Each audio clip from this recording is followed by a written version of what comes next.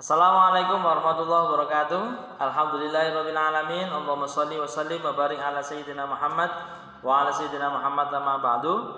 Anak-anak sekalian, kelas 4 pada pagi hari ini bertemu kembali dengan Mr. Musafa. Di pagi hari ini kita akan belajar pendidikan agama Islam. Langsung saja kita mulai.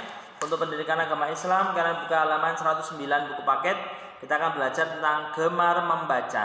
Kenapa sih kita harus gemar membaca? Karena membaca adalah jendela dunia, membaca adalah kunci wawasan kita. Semakin banyak yang kita baca, maka akan semakin banyak ilmu yang kita dapat. Kalau kita sudah banyak ilmu, maka derajat kita di dunia dan di akhirat akan ditinggikan oleh Allah Subhanahu wa Ta'ala. Dan juga ketika kita melakukan sesuatu, maka sesuatu itu juga akan menjadi mudah, menjadi gampang. Karena apa? Kita banyak ilmu, banyak pengetahuan. Seperti itu. Maka di sini disebut juga Al-Qur'an yang pertama kali turun wahyunya itu ada surat Al-Alaq 1-5 yang awalnya adalah Iqra, bacalah. Maka membaca menjadi kunci daripada masuknya ilmu ke dalam pikiran kita. Rajin pangkal pandai. Kalau kita rajin belajar, pasti kita juga akan pandai. Seperti itu. Kemudian ada lagi sifat terpuji lainnya, yaitu pantang menyerah. Jangan sampai kita itu mudah menyerah ya. Kita harus pantang menyerah. Bagaimanapun kita harus pantang menyerah. Jangan sampai kita menyerah terhadap apapun hal. Ya, kita umpamanya sekali dua kali gagal, maka kita coba lagi sampai kita berhasil. Ini hanya mengulang yang kemarin ya, Mister sampaikan lagi dalam bentuk video. Kemarin Mister sampaikan dalam mungkin virtual, pertemuan virtual, Mister sudah singgung, Mister akan ulangi sedikit ini. Kemudian kemarin kita juga membahas tentang rendah hati. Rendah hati gimana? Dia itu tidak sombong. Apapun yang terjadi pada dirinya, dia tetap seperti biasa, tidak kemudian menjadi sombong, merendahkan orang lain. Mentang-mentang dia kaya, mentang-mentang dia pintar, maka dia kemudian tinggi hati dan tidak lagi tawaduk atau rendah hati seperti itu. Di antara cirinya apa orang yang tawaduk, ciri-cirinya apa? Di antaranya adalah sederhana, dia biasa saja seperti biasa dan tidak berlebihan. Mentang-mentang dia sudah kaya kemudian berangkat sekolah semuanya serba baru dan mahal-mahal, terus intinya bergaya yang tidak semestinya, yang ingin menunjukkan kesombongannya, itu tidak diperbolehkan. Tidak pamer dan sombong, bersikap ramah pada teman, kemudian bersikap menghormati dan menghargai teman. Itu orang yang tawaduk seperti itu.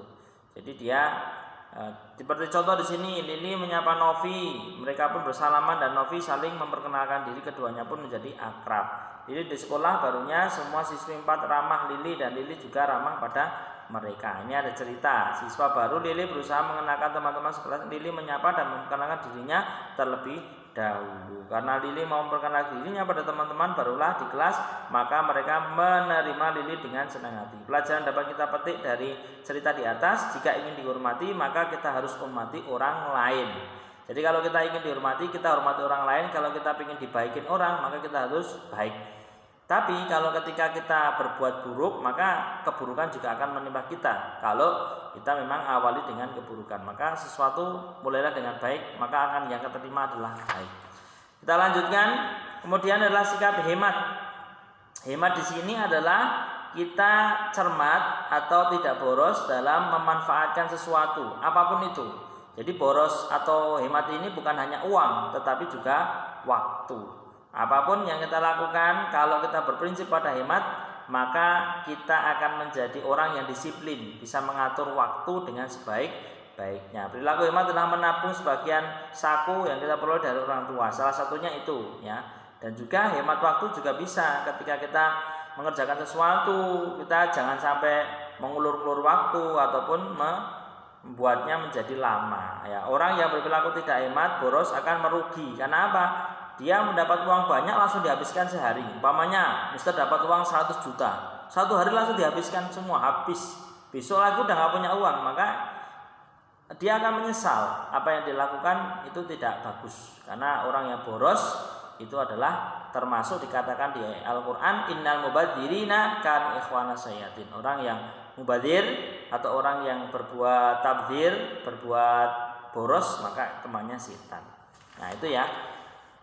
Jadi boros ini tidak bagus. Maka lawannya boros adalah hemat. Apa saja keuntungannya orang yang hemat, mempunyai uang tabungan, barang atau harta yang dimiliki tetap terjaga, terawat dengan baik dan rapi, hidup disiplin, teratur dan tenang. Orang yang berperilaku tidak hemat, boros akan merugi. Di antara kerugiannya apa?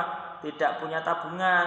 Dia kalau membutuhkan sesuatu yang lebih dari kemampuannya nggak bisa. Karena apa? Karena dia nggak punya cadangan uang atau nggak punya simpanan. Barang atau harta yang dimilikinya tidak terjaga sehingga cepat rusak dan hilang. Dia nggak bisa disiplin. Pokoknya beli ini taruh di mana lupa, taruh di mana lupa.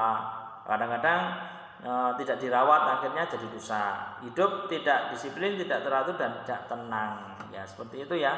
Jadi bahaya sekali boros ini. Maka jangan sampai kita menjadi orang yang boros. Berikut contoh perilaku hemat. Kalian lihat halaman itu, halaman 116.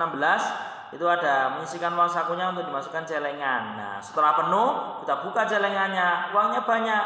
Mau beli apa ya? Bisa beli apapun itu dengan uang celengan kita sendiri seperti itu. Menyimpan sandal di tempat agar terjaga dengan awet, termasuk dari hemat itu ya.